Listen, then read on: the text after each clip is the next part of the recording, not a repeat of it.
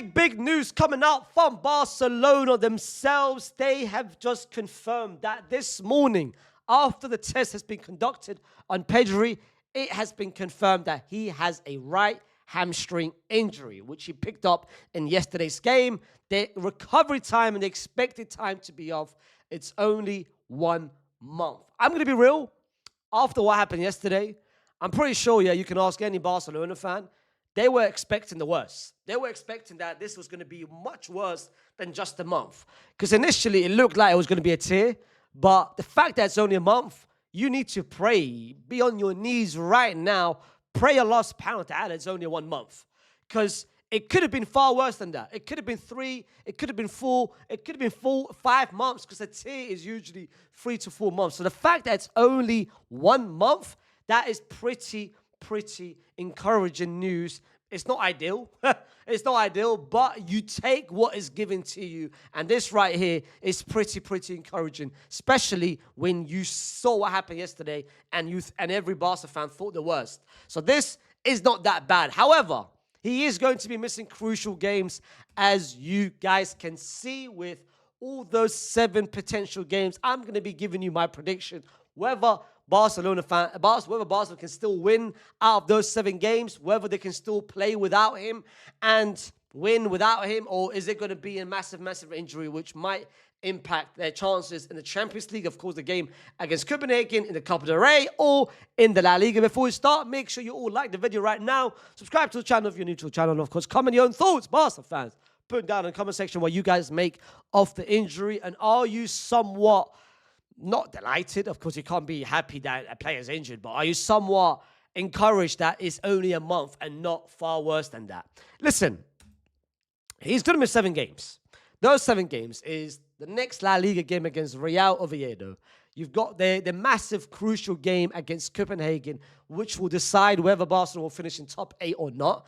Then you've got a massive game against Elche away from home straight after that. Then the thing is, Barca's not even resting till basically the Girona game. Like, they've got game every 3 days, Oviedo, Copenhagen, Elche. Then they've got the massive game against Real Madrid. Of course, Real Madrid beat Albacete. You know what I mean? We beat Albacete, you know what I mean, 4-3. You know what I mean? They scored the 3rd goal, but Mbappe scored 2 goals, 97, 98, even though he's injured, but he still came off the pitch somehow, magically, and scored. You know what I mean?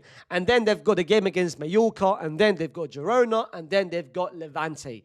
So the good thing is, for Barca fans, as he's back end of Feb.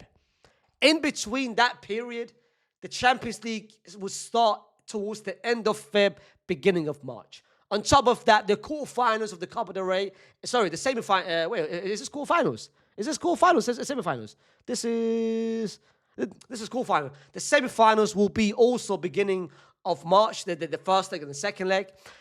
So you've only really and truly got 4 La Liga games.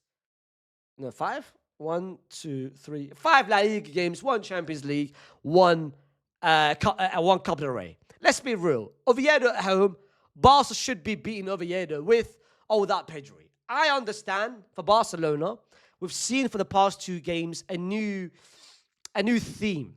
We've seen a theme. 2 games ago against Sociedad, they played without Rafinha. They looked absolutely cheeks. And people were saying, well, Barca, we need Rafinha in our team. Cool. Then yesterday against Slavia Prague, they played without Lamine Yamal, and they still look cheeks despite the win. Again, Lamine is a massive part. They need Lamine. Now they're going to play without Pedri.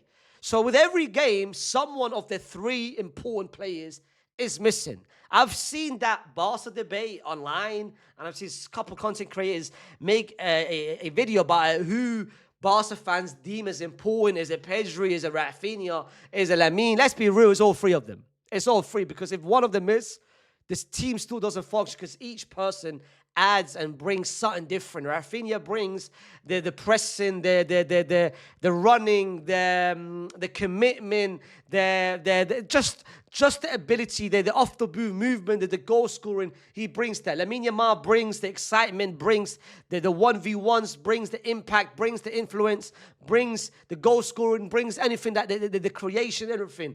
Pedri brings the midfield control. So everyone has their own attributes, which is important to the team. The same way Real Madrid, the same way we have it. Like if Militao misses, you've seen it our back four. Imagine if Mbappe doesn't play, fam, or goal scoring. So imagine if Fede doesn't play. Oh my goodness. So if each person misses, of course, that's going to be a massive, massive part. But Oviedo, I still expect Barca to win with or without Pedri. Then you've got the game against Copenhagen. This game is actually, it's not just Pedri, it's Frankie as well not playing. So it's Pedri and Frankie not playing. So you're going to have a double pivot of who? Eric Garcia is going to be pushed up. It's going to be Kubasi, Jared Martin, most like a centre-back, and have Eric Garcia as a midfielder alongside maybe a Casado, a Mark Bernal. Maybe you drop Firmino or Danny Olmo as the pivot and then have one of the other two as the 10. So that's different options you can do with it. But that game is going to be massive because the aim with that game is to score many goals and not to concede. Barca, they love to concede. So not having Pedri and Frankie is going to be an issue. But are you going to score 4, 5, 6 goals against Copenhagen without Pedri and Frankie? That's the question.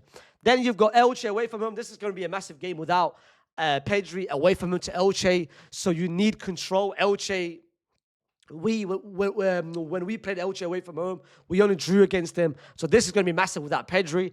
Then you've got Albacete. You know what happened, what they did against Real Madrid. But then again, against Real Madrid, we basically played our B team. We had 3 youngsters, players that don't usually play. Our back four, look at the back four that we had. We had Lunin in goal. So I still expect Barca, if they play their main 11 without Pedri, I still expect them to beat Albacete. Then you've got the Mallorcas, the Gironas, and the Levante.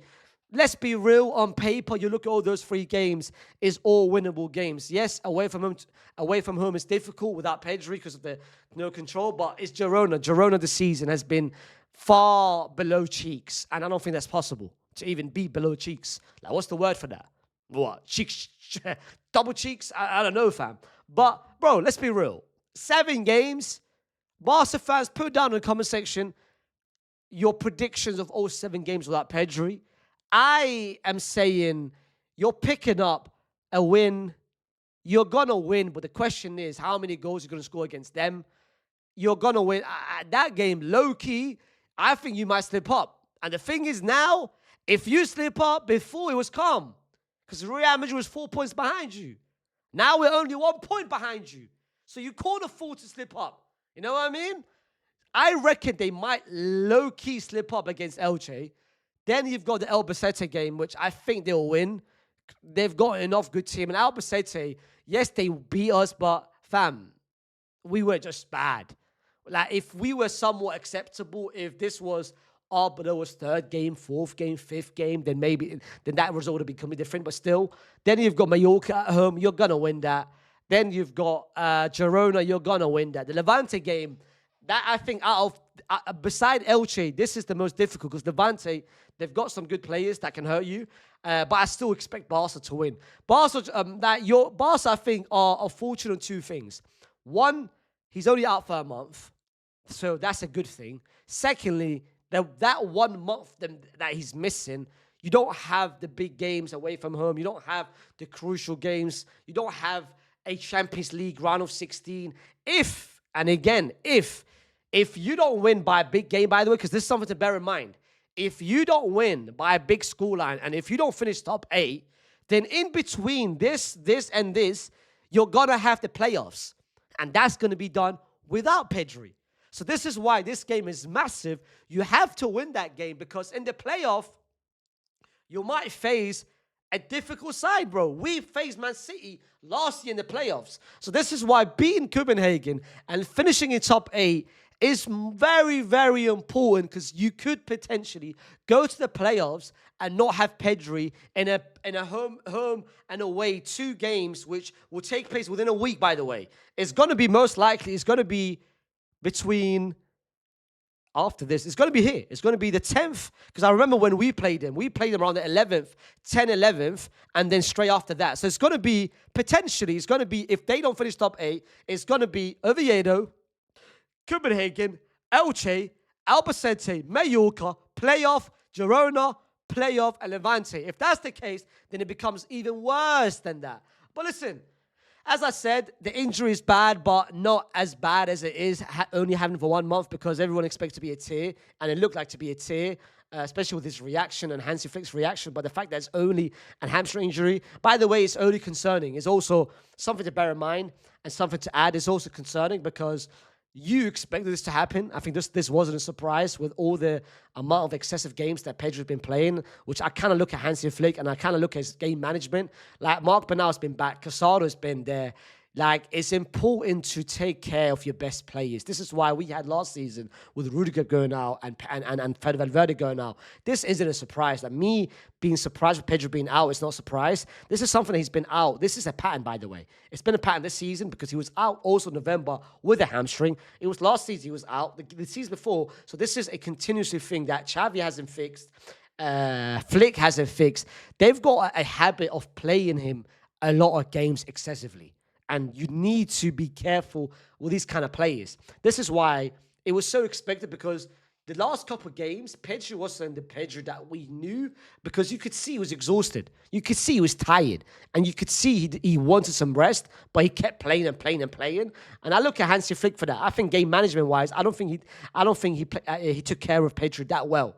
And this is the result. Now he's out for a month. So if you don't take care of your best players, this is what happens, bro. Like, if you play them excessively, this is what happens. But Barca fans, put down in the comment section what you guys make of this whole situation. Like the video, subscribe to the channel, and I'll see you soon with another video. Peace.